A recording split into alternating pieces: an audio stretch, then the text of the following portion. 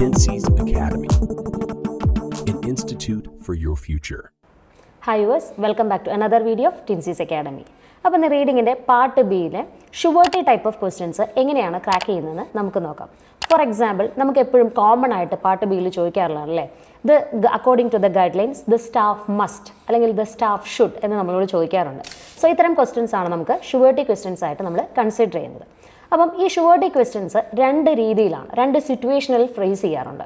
So first situation നെസസിറ്റിയെ കാണിക്കാനായിട്ട്, that is essential, necessary, fundamental, imperative, need to, ഈ രീതിയിലെല്ലാം നമുക്ക് ഫ്രേസ് ചെയ്യാനായിട്ട് പറ്റും.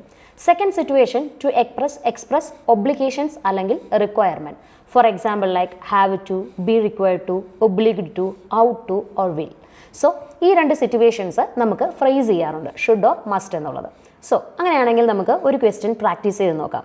സോ ഇവിടെ ഫസ്റ്റ് ക്വസ്റ്റ്യൻ എന്ന് പറയുന്നത് when seeking consent for a post mortem examination it is necessary to എന്നാണ് നമുക്ക് കൊണ്ടുവന്നിരിക്കുന്നത്. സോ സിറ്റുവേഷണലായിട്ട് നമുക്ക് കൊണ്ടുവന്നിരിക്കുകയാണ്, ഒഴിച്ചുകൂടാൻ പറ്റാത്ത ഒരു കാര്യം എന്താണ്, that means must do or must have something എന്നാണ്.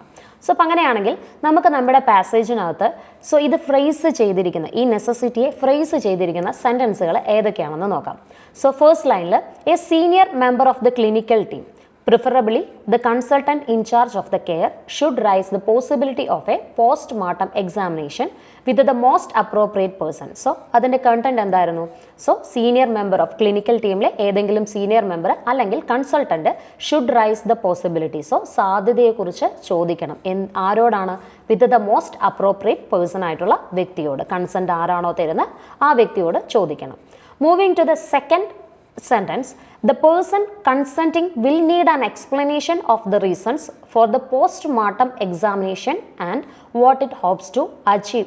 സോ ഇവിടെ നമ്മളോട് എന്തായിരുന്നു പറഞ്ഞത്? സോ നമ്മളോട് ബ്രീഫ് ചെയ്യുന്ന ഇതാണ്, ദ പേഴ്സൺ കൺസെൻറ്റിങ്. സോ ആരാണോ കൺസെൻറ്റ് നമുക്ക് പ്രൊവൈഡ് ചെയ്യുന്നത് അവർക്ക് എന്താവശ്യമാണ്? ഒരു വ്യക്തമായിട്ടുള്ള എക്സ്പ്ലനേഷൻ അല്ലേ, റീസൺ എന്തുകൊണ്ടാണ് ചെയ്യുന്നത് എന്നുള്ളൊരു എക്സ്പ്ലനേഷൻ അവർക്ക് ആവശ്യമാണ്. അതോടൊപ്പം തന്നെ what it hopes to achieve.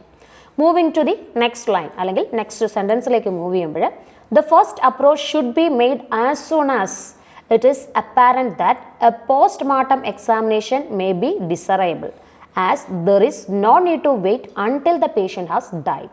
So നമുക്കതിൻ്റെ കണ്ടന്റ് എന്തായിരുന്നു? സോ ഫസ്റ്റ് അപ്രോച്ച് വളരെ പെട്ടെന്ന് തന്നെ വേണം. കാരണം എന്താണ്? നമ്മൾ no need to wait until the patient has died എന്നാണ് പറഞ്ഞിരിക്കുന്നത്.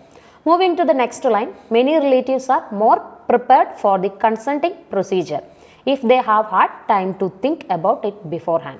സോ അപ്പോൾ അതിനകത്ത് നമുക്ക് ഷുവർട്ടി ആയിട്ട് ഒന്നും തന്നെ സൂചിപ്പിക്കുന്നില്ല. സോ അപ്പോൾ അങ്ങനെയാണെങ്കിൽ നമ്മളുടെ ഓപ്ഷൻസിലേക്ക് വരികയാണെങ്കിൽ ഫസ്റ്റ് ഓപ്ഷൻ നമുക്ക് തന്നിരിക്കുന്നത് give a valid reason for conducting it. So ഇതിൽ നമ്മളുടെ surety that is necessary to അല്ലെങ്കിൽ ഒഴിച്ചുകൂടാൻ പറ്റാത്ത കാര്യമാണോ എന്നുള്ളൊരു കാര്യം നമ്മൾ നോക്കണം.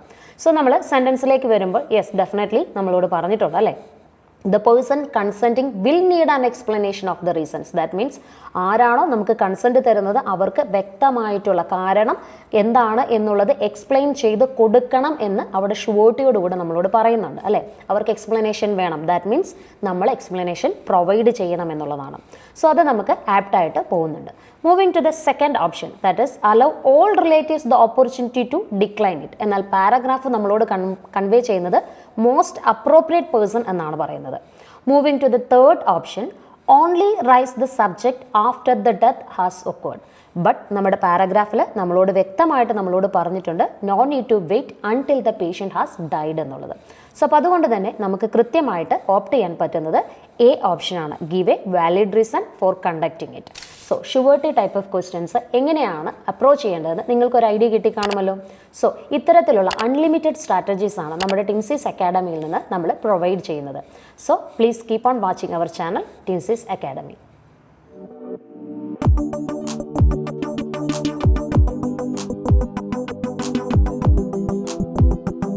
Tenses Academy, an institute for your future.